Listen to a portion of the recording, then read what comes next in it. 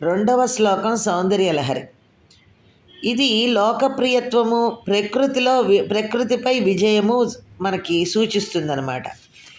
తనీయాంసం పాంసుం తవ చరణ పంకేరుహ భవం విరించి స్వం సంచిన్వన్ విరచయతి లోకాన వికలం వహత్యేనం సౌరిః కథమపి సహస్రేణ శిరసాం హరః సంక్షుద్యైనం భజతి భసితోద్ధూళన విధిం. శ్రీమాత్రే నమః.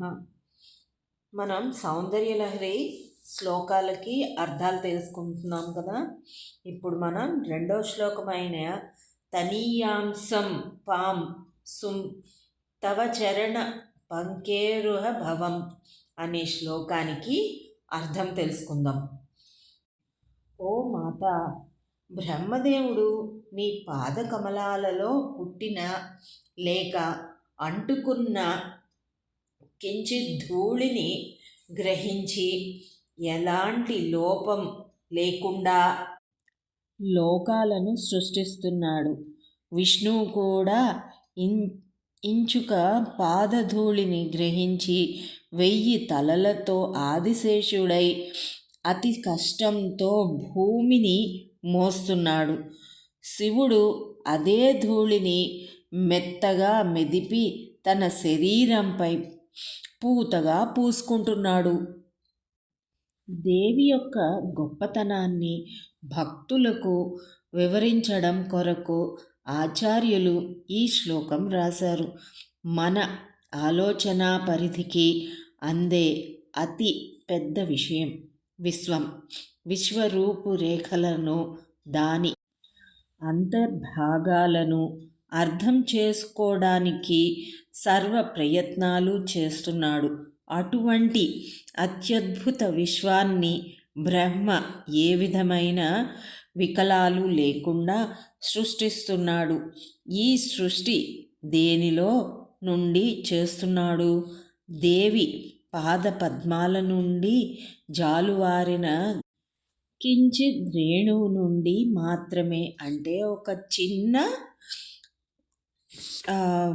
ఇసుక రేణువు అంటాం కదా, అలాంటి రేణువు నుంచి, అమ్మ పాదాల నుంచి జారిన ఇసుక రేణువు నుండి బ్రహ్మ తన సృష్టిని సృష్టిస్తున్నాడు.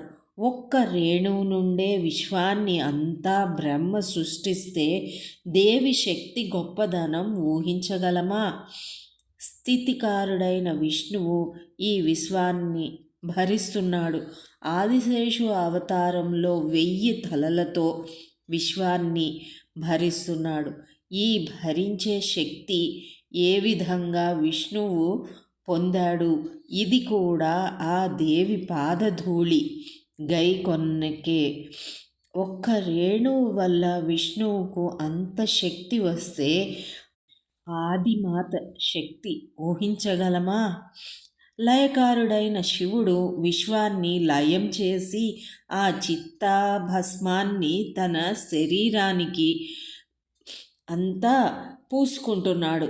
కొద్దిదైన పాదధూళి నుండి ఏర్పడిన విశ్వం లయం చెందిన తర్వాత ఆ భస్మం శివుని శరీరమకంతటికి సరిపోతోంది.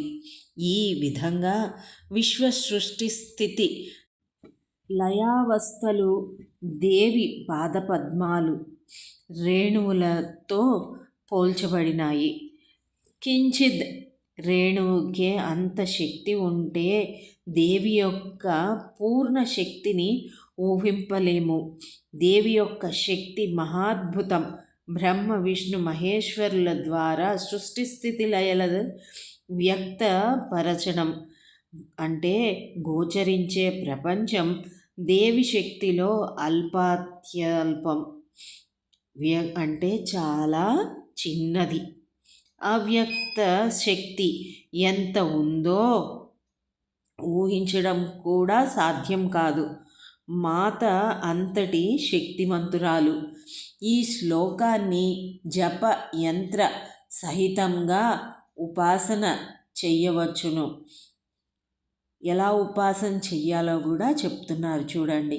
ఈ యంత్రాన్ని బంగారు రేకు మీద వ్రాసి ఉత్తరాభిముఖంగా పూజాగృహంలో ఉంచి 55 రోజులు షోడశోపచారములతో పూజించాలి. ప్రతిరోజు ఆవు పాలతో పరమాన్నం నైవేద్యం పెట్టాలి.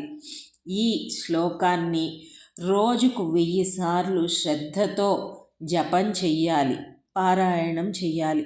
దీని యొక్క ఫలితం ఏంటి అంటే అనుకున్న పని జరుగుతుంది. సర్వజనులను వశీకరణం చేసుకోవడానికి ఉపయోగపడుతుంది. అంటే మీ మాటలతో అందరినీ గెలుచుకోవచ్చు అని చెప్తున్నారన్నమాట ఈ శ్లోకంలో. శ్రీమాత్రే నమః.